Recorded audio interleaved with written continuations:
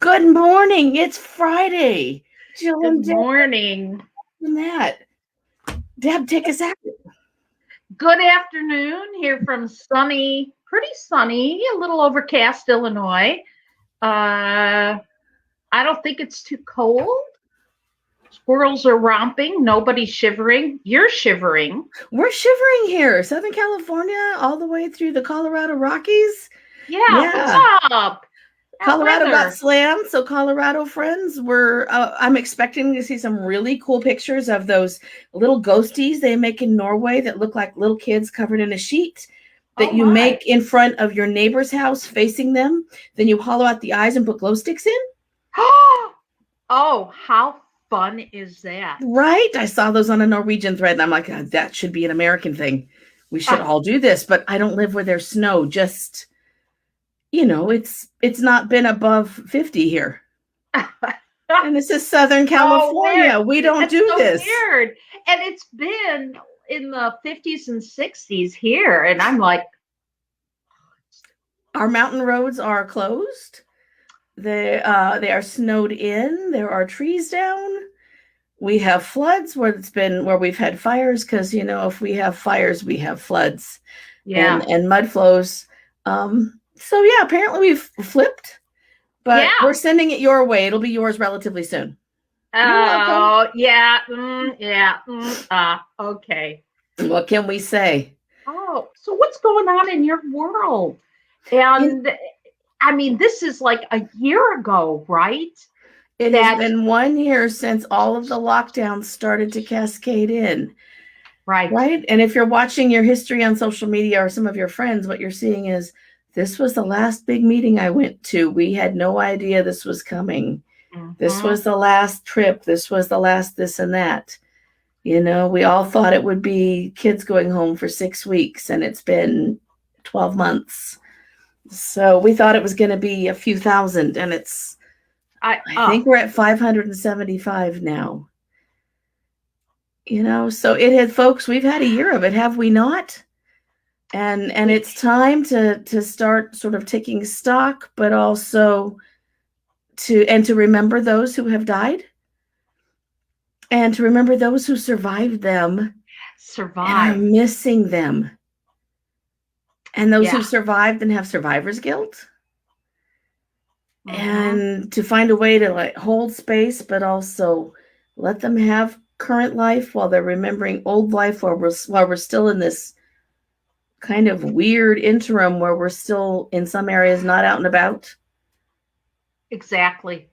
There's vaccinated, unvaccinated, and I want a vaccine, and there's like, no way am I putting that in my body. So there's still this long divide. And, I do believe it's for putting things in a body or taking things out. It is your choice.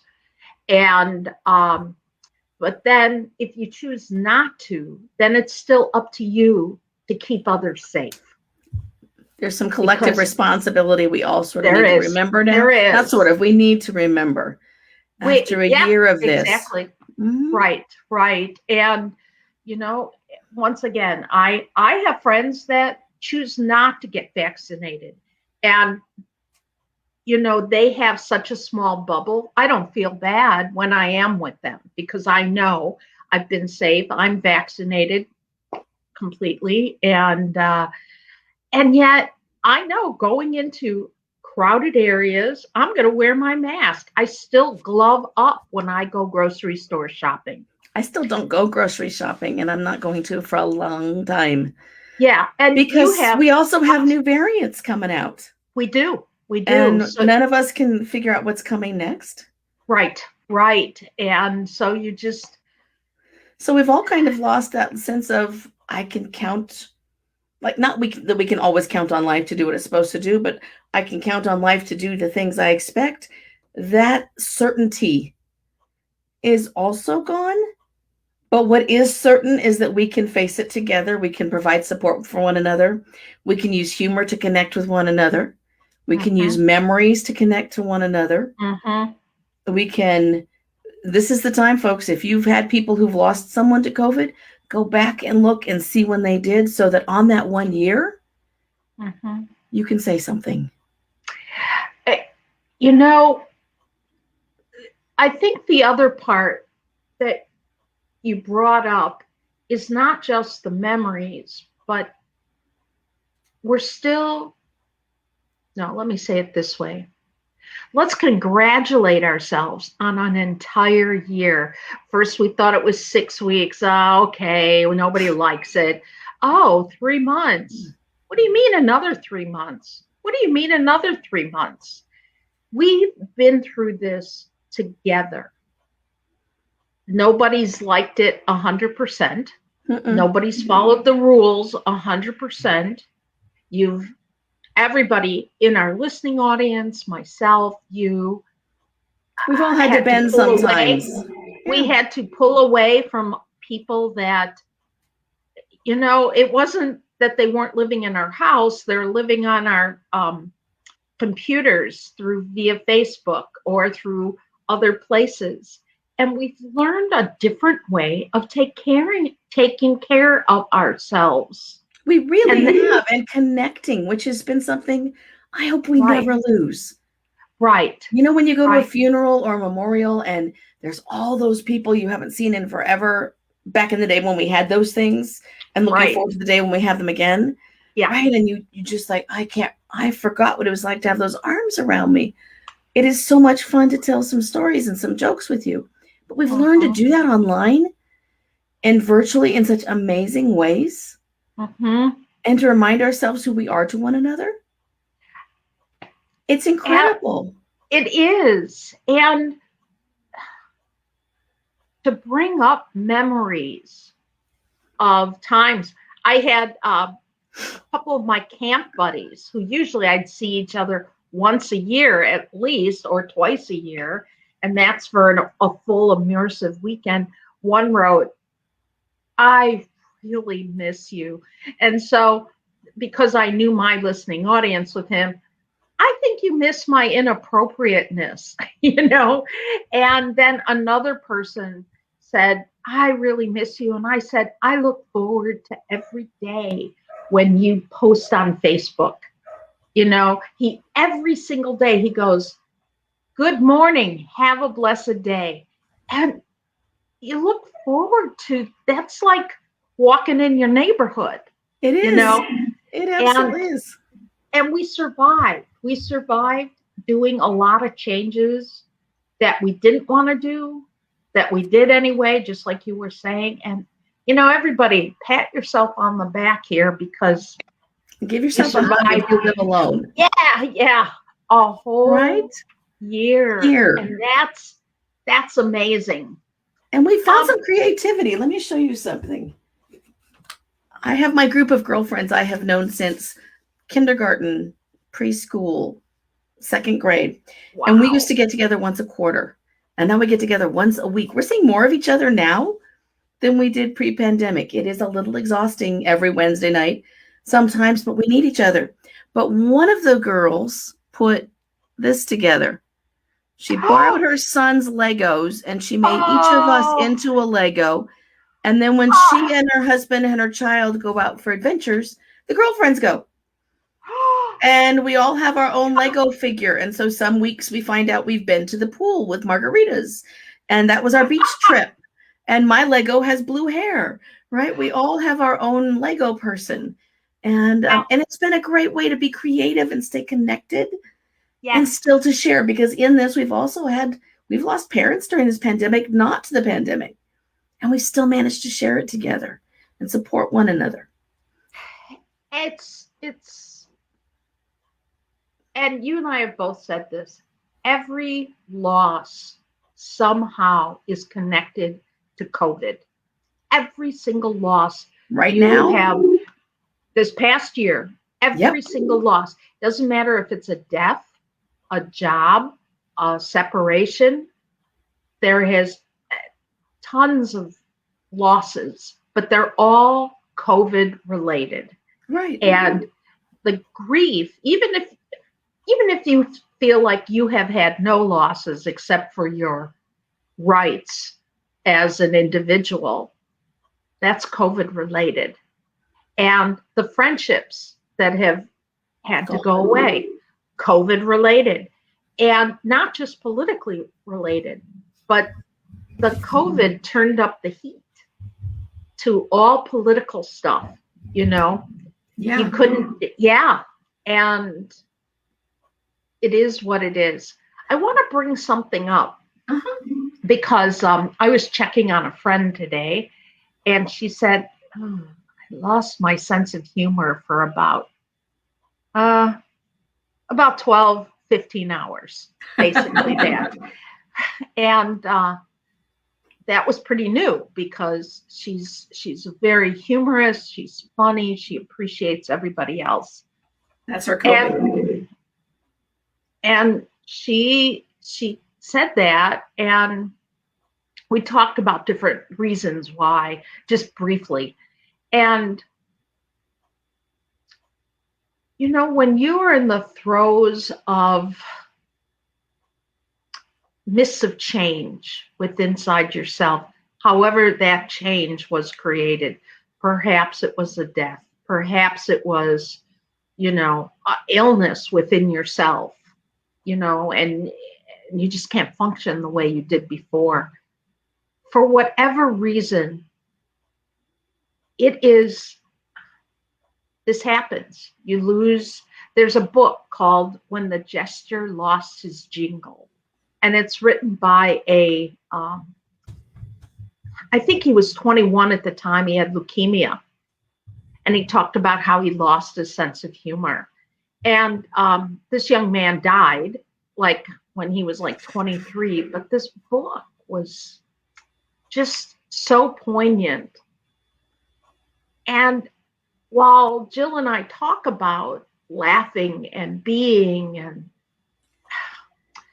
attending to that funny bone within, the bottom line is sometimes it gets lost. And when it gets lost, don't force it. I think a friend reported a death yesterday, and he was sobbing. And there was a lot of other stressors behind that. And I went, I need you to breathe out first and breathe in. Because when you're on the verge of a sort of panic, anxiety attack, that's when breathing is important. Not mindfulness, right? Not laughing, not counting your breaths right then and there, not meditation. Meditation isn't a cure-all. And but when you lose that sense of humor, which is something that you identify with inside, you really feel lost. And just let it be. It will pass. I don't know for how long. Don't try to make somebody laugh, because mostly you're probably trying because you're the one uncomfortable. Make sure they're breathing, not turning blue, please. And even if you cannot, let's say if I was having a panic attack right here, and Jill might figure out it wouldn't be good to tell Deb, now take a deep breath in. She might just sit there and go, and my mirror neurons would pick that up. And then I would be able to follow her breathing. So I think it's important, if you don't feel like laughing, if nothing is funny right then and there, that's okay. If there's other people around you that are smiling and you can stand to be around those people, yeah, you just watch them smile. I promise you things will light up and it'll remind you. But it takes a while. I've been using podcasts and sending folks to podcasts too. And I've come across two this week that I probably should have come across a long time ago, truth be told. One is Bob Saget, the one from Full House. Yeah, yeah. He's got one where he has Saget. Thank you. I'm terrible with that. It looks French to me. I'm going to go French. Anyway, he has one where he interviews people and talks to people who have coped with lots and still have humor in it. And it's he's got, I think, 60 or 70 of them in the bag now. I would recommend that. And then there's someone named Kate Bowler from Duke University. She's a professor of theology, but she also faced stage 4 cancer and has so far survived it. And she's not all marigolds and happy moments, but she's got a great podcast and she's written a couple of good books. And it's, again, what can life throw at me? I'm going to find a way to cope, right? It doesn't have to all be terrible. So I've found that listening to those where people have a sense of humor, even in the midst of, the stuff that all of us have been facing in so many different ways, it's a good reminder.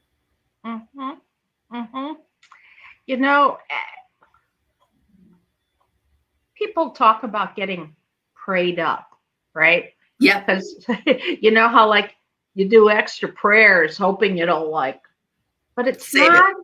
It's not the extra prayers. It's the routine of the prayers. So you basically are, I'm going to combine a couple terms here, prayer cellular memory, right?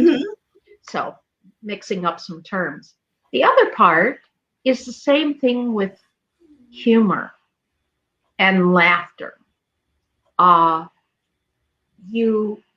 If you keep doing it, you build up those muscles. And I'm sure that's why my friend could be, 15 hours later, she went, it's sort of like an aha of about haha.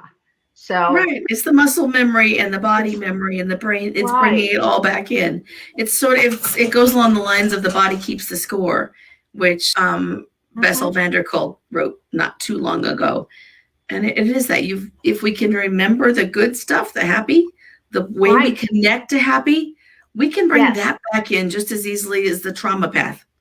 We can. And it feels better. And notice, I hope our listening audience realizes we're not saying to force it. No. We're saying just be, because it has to be organic. Here we go. Look at here's my little stress thing. When you're forcing and you're pulling and you're struggling to get free, it's not going to work. But when you sort of give in a little, you can come out. Right. And and that's where it's at. What else are you supposed to do?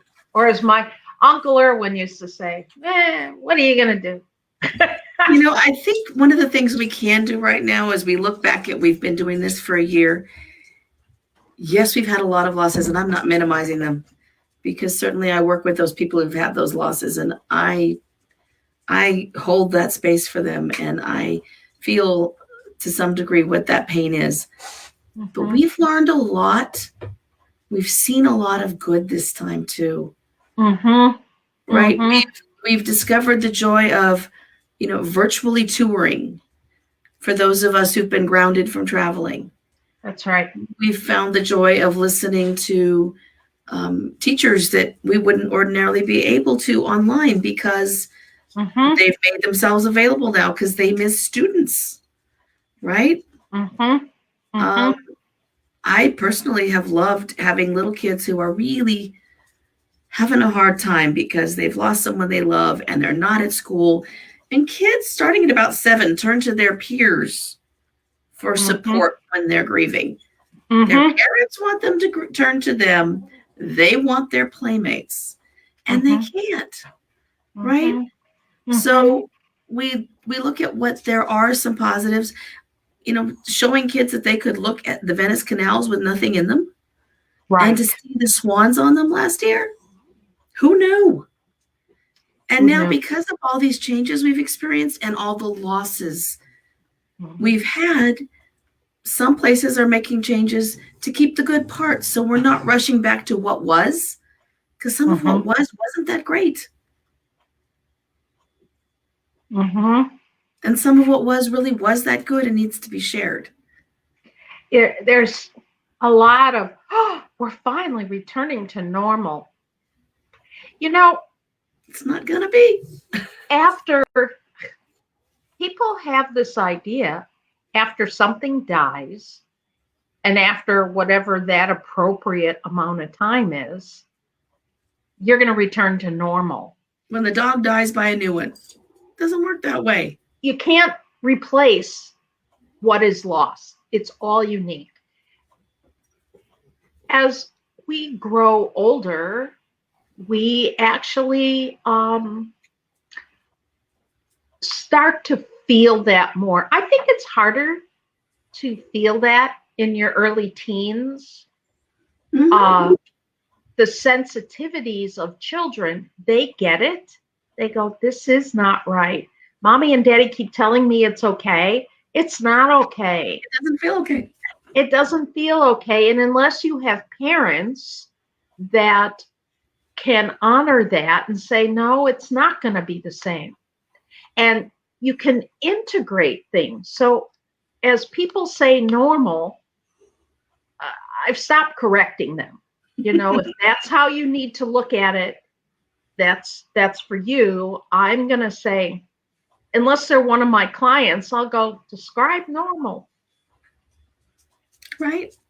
And as you make those micro changes, anybody that does yoga or any other kind of slow moving stuff, it's all about just relaxing your shoulder just a teeny bit. You see that? You just go down a little. Can you relax your jaw just a teeny bit? A micro of a second, It's those mini changes. Yes. That happen. And, people that, my friend, a friend of mine who's 71, her last remaining parent just died. Oh. And yeah. Now, I don't have a way to relate to that. I mean, I was 41 and both my parents were already dead. Right. I don't have a way to relate to, and I think we talked about this, to father-daughter relationships. My dad died when I was 14. And believe me, it's not like we were close.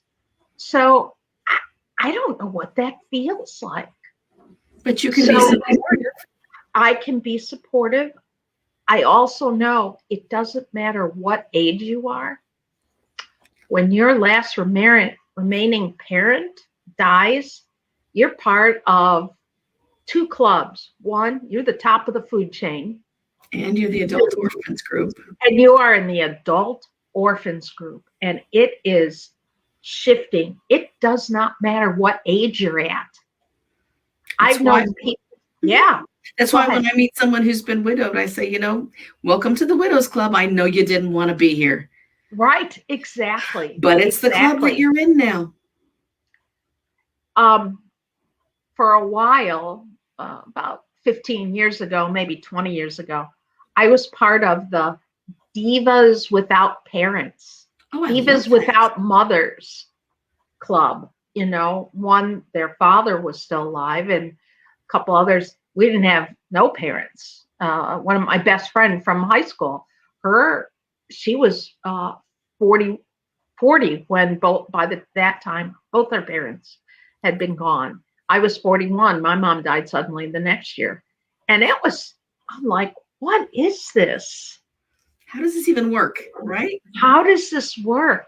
And I'll tell you that sometimes you don't even realize that if you have an older brother or sister, you still feel a little safe.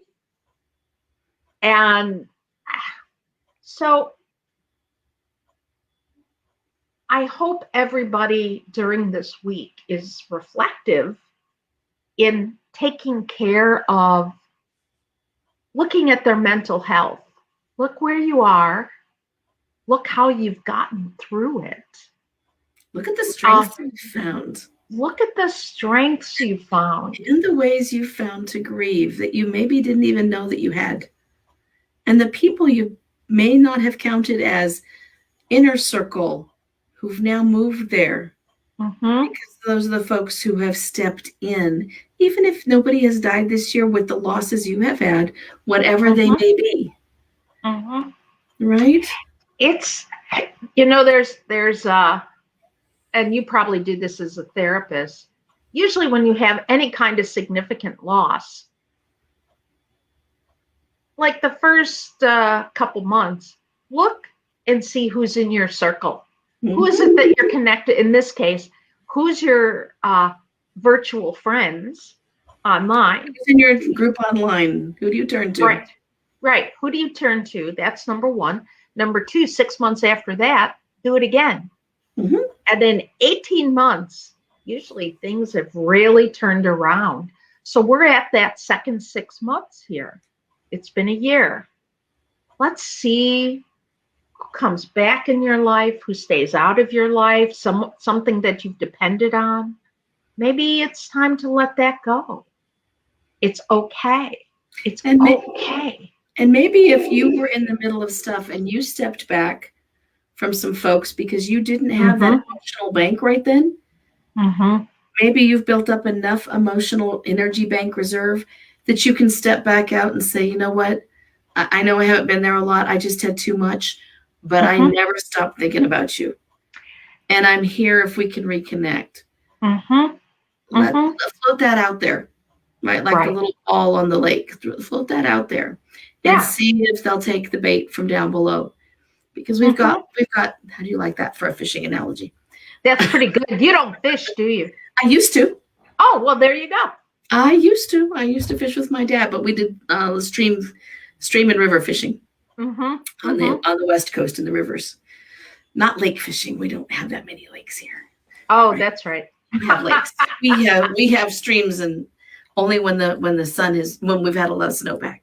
So let's make sure we're checking out with people, checking in with yourself, taking stock of where you've been in this last 12 months, finding out what you found, figuring out what you found out about yourself, and what you want to take with you, and looking at what maybe even when the doors reopen fully for you, as in when you feel safe, not when someone tells you to reopen the doors, but when you feel safe. What do you want to rejoin, and where do you want to put your energy? It's something I do with lots of my grievers at the end of a grief group, or when I'm working toward the end of doing grief work with someone, is once we've done all the grief and we've done all the working through and we've finished all of the stuff that needed finishing, where do I want to go with my life? Because truly we are all reorganizing after a pandemic. Everybody's worlds have changed. If you have lost your job, is that what you want to go back to, or is it time to retool? Right? And even if, and I say even if, as in a future thing, you want to let go of part of something and keep something else, you can. It doesn't have to be huge. Some things don't fit anymore because you're a year different. I won't say older. You're a year different than you were before. And being open to those micro changes, it's sort of like cooking, right? Sometimes I don't like as much salt in something as what a recipe calls for. I'm like, no, I'd rather put more turmeric in it or curry, something like that. And we're just like a great kitchen project. All of us. And we've got a big old kitchen to mess around with. Right. We've got a lot we can do. We've learned a lot. And that's part of grief, is you take the relationship and you finish it and you figure out what was important about it and you take those things with you. And this is our relationship with basically our life and our world and the people in it all at once. What works? What fits? Can you not wait to go back to services at your place of worship in person? Do you like it online? Is that better for you? How do we want to do this? And something that came up last May with the George Floyd demonstrations and Black Lives Matter and all this. I was excited to go out and be part of a demonstration. And what I found out is, I'd rather hold space than project energy like that. And I said, I guess I'm going to have to not do protests the way others do. I want to be that still, calm voice for others. And maybe you found that retracting from life and being the office clown, you're pulling back. Yep. You're different. Something doesn't feel right. So I don't want to just go back in. That's okay. Loss and grief is about giving yourself permission to notice those micro changes within you. And to hold on to the ones you choose to keep. Exact permission. You get to rearrange the pieces the way you want to. And so I hope everybody this year, during this next week, what pieces do I want to keep and what do I want to let go or save and go back to later? That's exactly what I'm hoping. Right. I hope everyone else watching has that. I've put up some recommendations on our chat. Deb and I will check all the chat comments from the other pages because we only see the ones on the one with the palm trees on it. But we will be happy to check them in. And if there's something you want to have us talk about or that you want brought up next week as we enter year 2 of pandemic, kind of life finishing, exiting, sort of, kind of, we'll be happy to take it on. Thanks, Jill. And, thank you, Deb. Yeah. One more thing. For those of you who have put things on the volcano circle page, I don't know if Jill's able to. I haven't been able to get to any of those. No. And so let me just apologize. We retired it. You might think you're posting and Facebook won't let us even look at it because we let it go. It's got to be Humor, Grace, and Grief with Debra Joy Hart and Jill Johnson Young with the palm trees. All right. I think Jill's favorite place is Maui. And in July, I'm going to be there. And I can't wait. My first emergence. Right? Yes. I'm so excited. Yes. Everybody, wherever you are, be peace-filled as much as you can. Take care. And remember to keep your sense of humor. It's what gets us through this stuff. Bye, everybody. Bye-bye.